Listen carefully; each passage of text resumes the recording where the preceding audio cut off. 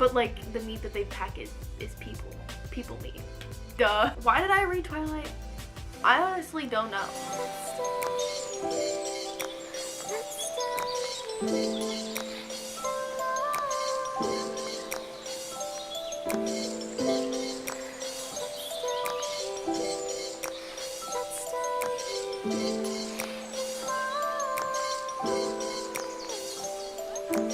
Hi everyone, my name's Ebony. Welcome back to my channel. So today we are going to be talking about all the books that I have read in September, October, and November because I haven't filmed a wrap-up in quite some time. So today we are catching up on all the books that I've read these past couple of months. I haven't been able to do much reading with the way school has been going lately, so it's okay. So there's not actually that many books to talk about here, it's just over a long period of time. So first we are starting with the bullet journal, and of course we're starting with my book stats page. In September I read 6 books, 1,334 pages, 0 physical books, 6 audiobooks, and 0 rereads. In October I read 7 books, 2,208 pages, 1 physical book, 6 audiobooks, and 0 rereads. And in November I only read 4 books, 988 pages, 1 physical book, 3 audiobooks, and 0 rereads. So yeah, the last couple of months have not been good. Along with those pages, we are also going to take a look at my wrap-up pages in my bullet journal and give you a sneak peek of what you're going to see in this video. So this is my September wrap-up page. Ooh, there's only 6 books. Not too exciting. And then here are my October and November wrap-up pages. So October one side, November the other side. Now on to actually talking about the books. So the first book I read in September is Beach Read by Emily Henry. This book has kind of taken the world by storm, especially over this past summer. I read this at the beginning of September and I really enjoyed this book. Back in September it was still fairly warm outside, so even though I didn't read it over the summer, I think it still worked out. So this book follows the main character January, who writes a lot of romance books, and it's sort of an enemies to lovers story with another guy. I think his name is August, but he goes by Gus. He writes like literary fiction, and they've kind of had like this rivalry going on since they were in college, and she hasn't seen him for a while, and then she goes to this house that her dad owns, and he ends up being her neighbor, I believe. And so it's like enemies to lovers, and they like make a bet to see who can write the other person's genre better, and I think it's like whoever gets like their book gets picked up to be published like wins the bet. I really enjoyed the romance in this. There were definitely some steamy scenes that I really liked, and then there were also some more like emotionally vulnerable scenes that like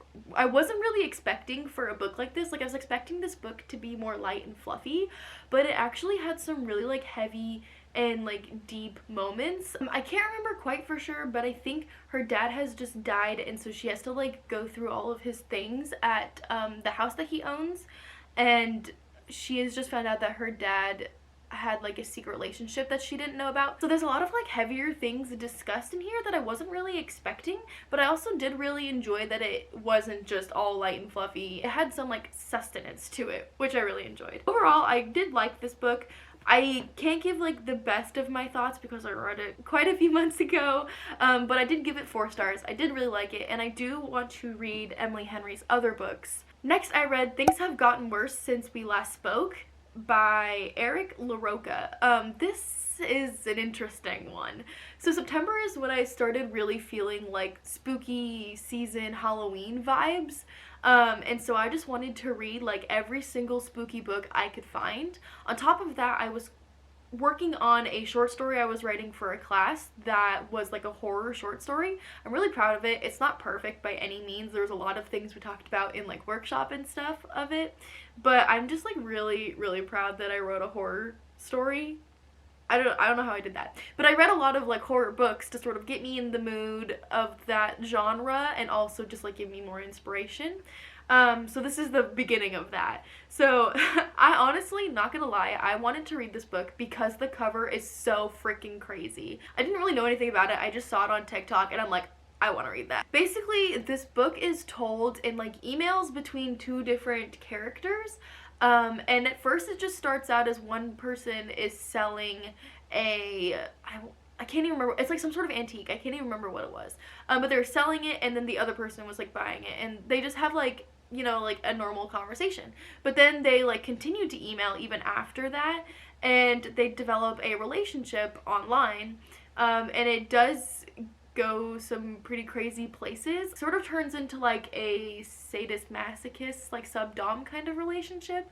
So there's a lot of like sexual explicit language and stuff, so like trigger warning for that kind of thing. It's very crazy. I don't want to spoil anything because it's like a novella. It's very short, but there's just some crazy things that happen. The thing is, I gave it 4 stars. Do I think objectively it's a 4-star book? No, it's definitely not that great at all, but it's exactly what I wanted. It's exactly what I signed up for when I picked up this book. I wanted something creepy. I wanted something that would freak me out. I wanted something that was, you know, grotesque in a way, like, and there were definitely some like body horror scenes. That was like what I wanted. I got what I wanted, which is why I gave it 4 stars. I read it at the right time, and it was what I was hoping it would be. Next, I read The Time Machine by H.G. Wells. I actually read this for a class. For my technical writing class, we had to read The Time Machine, and then we like wrote a bunch of documents like as if we were in the book The Time Machine.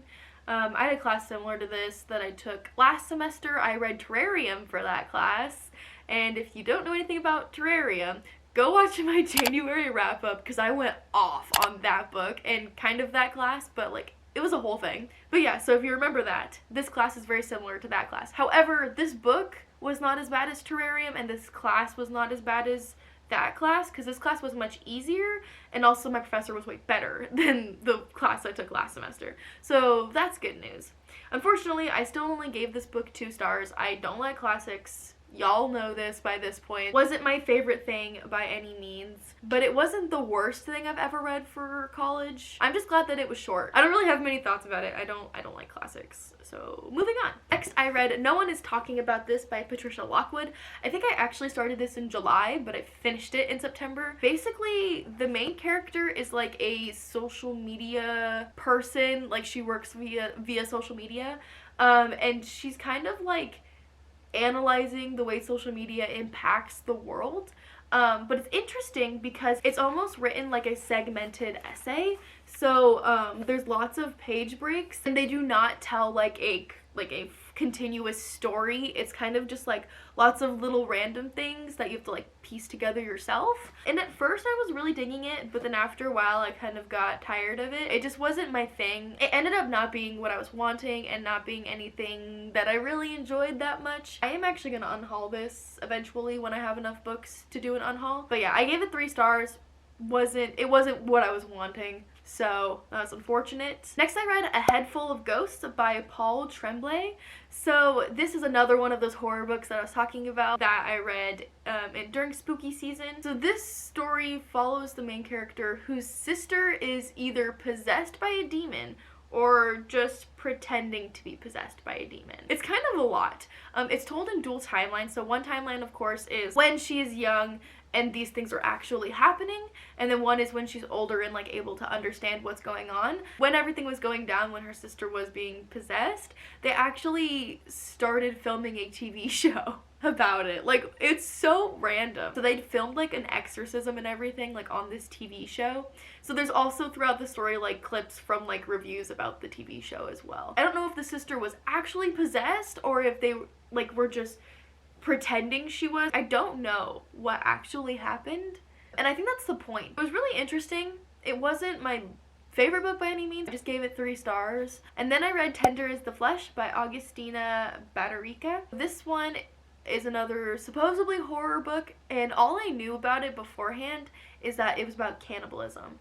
And so I was like, okay, good enough for me. So I grabbed the audiobook, and I do not know what happened in that book. Like, at all. The most that I know about it is that they work at some sort of like meat packing plant sort of thing, but like the meat that they pack is people meat. I don't know what happened in this book. The audiobook lost me I didn't like the narrator. Honestly, have no thoughts because at this point I have forgotten everything that I did catch from the audiobook. So I was unfortunate. I was really hoping to like it because cannibalism is one of those like crazy things that I think is really interesting. I ended up giving it 2 stars. Wasn't the biggest fan of that one. Now moving on to the books I read in October.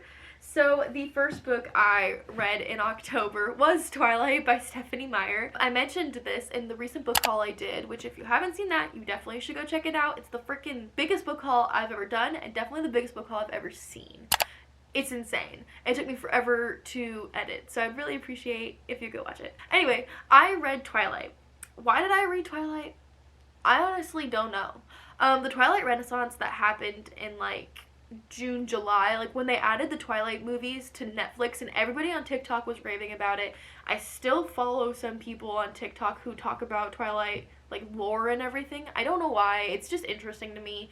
I've never been a huge fan of Twilight, but my mom has always liked Twilight, so I've seen all the movies ever since I was young. I'd always watched the movies with my mom, but I'd never read the books. Like, I never had any desire to do it. I think the biggest thing was the fact that my mom likes this series, and I was kind of like, ooh, I can't like things that my mom likes. Gross. The Twilight Renaissance happening, Will and I watched all the Twilight movies because he hasn't seen them all, so we watched them all together. And everybody talking about it, it kind of got me a little excited, and I'm like, you know, I've never read the books. Maybe I should give them a try. So I did it. I read this book and I actually started reading it. I wasn't reading it physically because this book is heavily water damaged because it's my mom's copy and it was in storage for a long time. So I was actually reading it via an ebook and also the audiobook. I wanted to annotate for a while, so I was annotating. If I like read something on my ebook that I wanted to annotate, I would just like go to the normal book and find that spot and then annotate that. I kind of stopped annotating about 1/3 of the way through just because I got busy with school and I got to a point where I was like, I don't really want to actually sit and annotate this anymore. I just want to like just read it,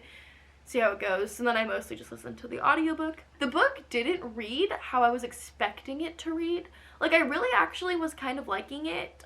I want to say, like, the part that I remember most vividly feeling, like, about was when she is in the hotel with Alice and Jasper, towards the end when she's, like, running away from James. And I don't know why, but, like, it was, like, that scene specifically to me felt like fan fiction. Like, it didn't feel like a real book. I've seen the movies quite a few times, so I feel like I have a good grasp of all on all the main characters.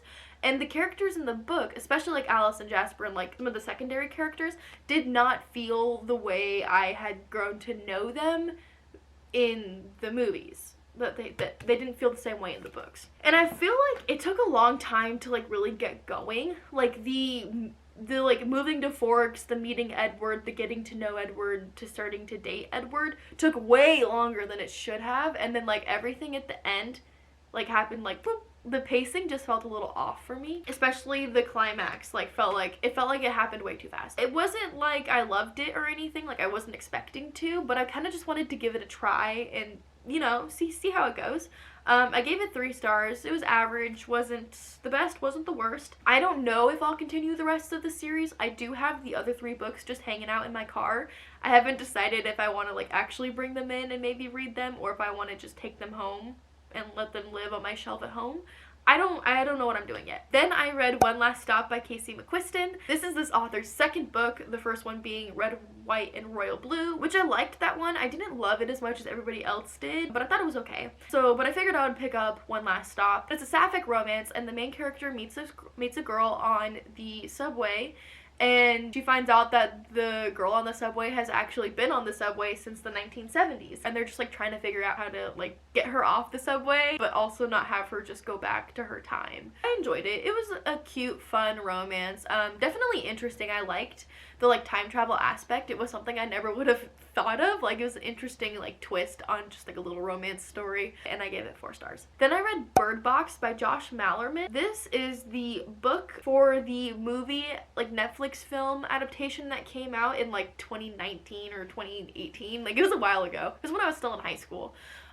Which I watched the movie when that first came out, and I liked the movie. I didn't actually know it was a book, and then I saw that we carried a copy of the book in the store, and I was like, oh, interesting, maybe I should give that book a read, you know, because I liked the movie. I was still in the mood for like spooky books, and it is pretty thrillery, so I thought I would give it a go. So the book really followed the storyline of the movie very well. It kind of just gave you some like extra information about the characters and like little things that of course like you can't fit into a movie. If you haven't seen the movie or heard of the book, basically the premise is that there's these like, I don't know exactly what they're like creatures. I don't know if they're like aliens. They're like some sort of creatures that if you look at them, they make you like go crazy essentially and like kill yourself and potentially kill other people.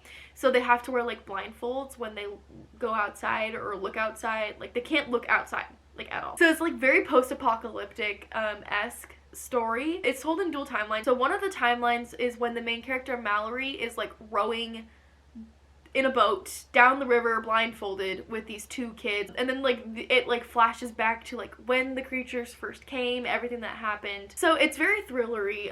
The movie especially is very intense. When I remember watching it, I was like on the edge of my seat the entire time. But the book also was really intense, especially like towards like the end when like the climax came together.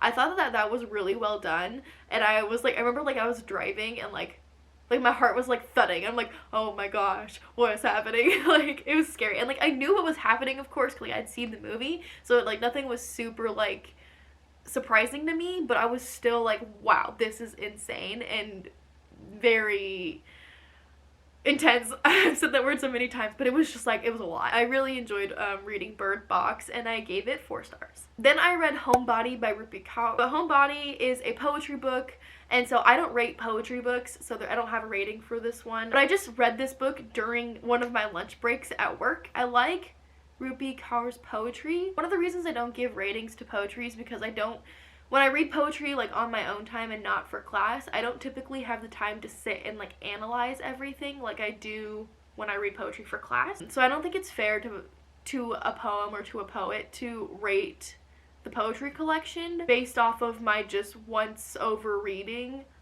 when I didn't like take the time to like really analyze all the fun things that poetry can do. I liked all the poems that I read, but I didn't take the time to analyze them, so I didn't get anything super major out of them. Next, I read Heart of Darkness by Joseph Conrad. This is another book I read for class. I read this for my British literature class, which mostly in that class we read poetry, but we did read this one novella and we read a couple of short stories. I did not like this book. It's weird because I like what this book means. Like I like the symbolism behind it. And like when we like unpacked it in class and really talked about it, like I liked some of the themes that it had, but I didn't like the writing style. I didn't like physically reading it. I wish I had my textbook with me. The paragraphs, there were like, my textbook's font is like really small, and there were paragraphs that were the entire page and more in that tiny font, and I'm like, how do you write that much? Have you ever heard of the enter key? And there's a lot of really good quotes from this book as well, you know, like the horror, you know, is what Kurt says as he's dying. And, you know, you have to like sit there and be like, what does that mean? Fun fact, we live in the flicker. Like, I love that line so much. Like, and it's so weird because like I said, I didn't like this book, but I could easily get the line, we live in the flicker, like tattooed. I love that, like that line. But like I wouldn't, because also like I didn't like the book and I don't want to like have a reference to a book I didn't like on my body. But like, oh, that line is just so good. It's such a good quote. Random tangent aside, I didn't like this book that much, but I did like the discussions we had about it in class. I ended up giving the book itself 1 star. If I was like combining the book itself plus the class discussions, I'd probably bump it up to 2 stars. And then I read Alex Approximately by Jen Bennett. This book was on my 21 books to read in 2021 list that I did back in January of this year. Again, I will link that video as well. This book is about a girl named Bailey who has like a pen pal sort of friendship with a person, I forget their name. Oh, Alex. Duh. Anyway, a person named Alex online. And Alex actually lives in the same city as Bailey's dad. And so Bailey ends up moving in with her dad. And so she's in the same city as her online friend Alex. But she's afraid to like tell Alex that, you know, because like, oh, it could be an axe murderer kind of thing. It could be like an 80-year-old man, you know. Also, she gets a job at like a movie theater, I believe. Some sort of like ticket booth. And there's a guy who works there named Porter who she like hates. She despises. They don't get along very well. her and Porter kind of develop a like enemies to lovers relationship there, which I thought was really cute, and there were some really, really cute scenes that I really liked in this book. However, at the end, okay, I'm gonna spoil some, I'm gonna give some spoilers, but also it's not really spoilers because I feel like it's pretty obvious that this is gonna happen, so if you don't want to hear it, you can just skip ahead until I put the book down. But if you do want to hear it, like I said, it's not that big of a spoiler. So anyway, I'm gonna tell you. At the end of the book, she finds out that Porter, the person she's been dating, because they had a enemies to lovers relationship, and their relationship's super cute, actually ends up being Alex, her online pen pal friend. I didn't really like how that situation went down, because like he found out about it and then got mad at her for not telling him that she had a online friend, but like he didn't tell her either. He knew who she was way before she knew who he was, and then he got mad about it, and it's like, bro, I didn't think that it was required of her to tell him about this guy that she was talking to online, because one, it's not like they were like dating online, they were just friends. Two, they never talked about anything like explicit or anything. They just talked about old movies. And she does find out what's going on, and they realize it, and they come together and they talk about it. She says something like, we were cheating on each other with each other, because they were still talking like while her and Porter were dating, her and Alex were talking. And it's like, but Alex is Porter. And it's like, you're not really cheating on each other, because that online relationship wasn't like an actual like dating relationship, and like I said, nothing really went down. They were just talking and they were just being friends, you know, like, so I didn't really like that. It didn't make sense to me. I don't know. It just felt like communication could have really solved a lot of the issues in this book. Anyway, I didn't like that. But overall, I did like this book, except for that little bit at the ending. I ended up giving it 4 stars. There were a couple things that I wasn't the hugest fan of. Okay, the last book I read in October was Watch Over Me by Nina LaCour. I was really excited for this book because I read We Are Okay by Nina LaCour, and I really liked that book. I cried. It was emotional. It was like everything that I wanted. I really enjoyed We Are Okay. So I was really excited to read other works by Nina LaCour. So in this story, the main character goes to this like farm orphanage kind of place. And there's also like ghosts on the farm, but like really subtle ghosts. It's not like a haunting story. It's like hard to pinpoint exactly what the synopsis of this story is, because it kind of just did what it wanted, but I was okay with it. I ended up just giving it 3 stars, just an average rating. The first book I read in November was The Metamorphosis by Franz Kafka, and this is the Susan Bernofsky translation. This is another book I read for school. I had to read it for my fiction writing class, and we did a lot of reading in that class. Like, it was insane. I ended up listening to the audiobook for this because I was not about to read this whole book about something I did not care about. Basically, the main character wakes up one morning, and instead of being himself, he is a bug or a beetle of some sort. And then the rest of the book is just him being a beetle and his family being like, what do we do about it? I would not have read this of my own volition. I had to read it for school. I ended up giving it 2 stars. It wasn't the worst book I've read for school, but definitely not that good. And then I read The War Outside by Monica Hesse. This is a World War II historical fiction. So this takes place in America in an internment camp during World War II. And it follows 2 characters who build a friendship throughout the story. And one of the characters' brothers is fighting in the war. And so like he comes back home for a little bit, and you kind of see like how big of an impact war has on the soldiers. Then also you see what their life is like in an internment camp, which is kind of rough at points. And then like the other main character's mom has some health issues, and like they're trying their best to like take care of her and get her what she needs, but it isn't the easiest in an internment camp. So yeah, there's a lot of like commentary on how the people in internment camps were treated back then. So there's definitely some important discussions going on. Also, I felt like the relationships that the characters had was also really enjoyable as well. So I learned some things, and I also enjoyed the characters. I gave this book 3 stars. Then I read Saga Volume 1 by Brian Vaughan. This is actually a graphic novel series, and I only read the first volume. I didn't read anything past that. It was an interesting book. It was definitely not something I tend to lean towards, because it was very fantastical. It was set in like whole different worlds with like different planets that people could go to, and like different like species of people and robot things. There's a lot. But also by the end of the book, I was kind of like invested. It was high fantasy for sure, but it felt like non-committal high fantasy. Like I was able to read it and understand what's going on without really understanding like the lore and everything behind the world. And I don't know if that's just because it's a graphic novel and so it just reads a little bit easier than a normal novel. Like the main like basic premise is that these two characters at the beginning of the book, their baby is born and they're also being hunted by like bounty hunters and things like that. That's like basic premise. That's like all you really need to know. It's easy to like kind of keep a hold on what's going on and not get lost in all of the like unknown factors of this high fantasy world, which I really appreciated. I don't tend to like high fantasy because I don't like having to learn all the new like lore in the world and everything that's going on. The art style wasn't my favorite. There were definitely some really weird panels that were drawn and they are burned into my brain. Definitely some interesting things in this book. Also, this is not like kid friendly. There's a lot of like sexual content in the panels, so definitely be aware of that if you're wanting to read this. Probably an 18+ book, I would say. It was okay. I ended up giving it 3 stars. I think I liked it more than I thought I would. But at the same time, I don't know how I feel about it. But like I said, I'm also kind of invested. It's like I don't know if I want to read, like if I want to continue or not.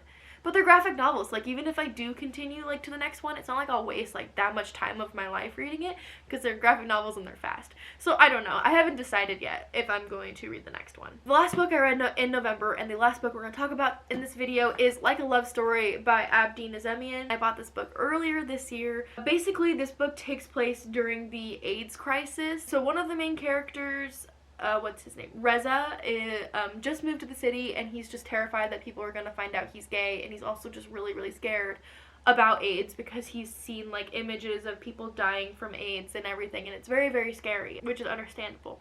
And then there's also Judy. Her uncle has AIDS, and she loves her uncle very much. She has a really good relationship with him. So it's like a hard thing to deal with. And then there's Art, who is the only like openly gay person in their school. He documents what AIDS does to people through his photography. And so it's kind of like just this bouncing relationship between these 3 characters. Definitely some things happened in here that I wasn't expecting. I really liked some of the relationships, especially Judy's relationship with her uncle. I really liked her uncle. He's probably my favorite character in this book, to be honest. I enjoyed it. I definitely learned a lot about the AIDS crisis that I didn't know much about beforehand. So yeah, I gave it 3 stars. It was also a very enjoyable read. So those are all the books that I read in September, October, and November. So thanks so much for watching. If you liked this video, make sure you're subscribed down below so you don't miss any future videos that I'm hoping to put out soon. And if you want to follow me on social media, all my links are in the description box down below as always. Thank you all so much for watching, and I will see you in my next video. Bye!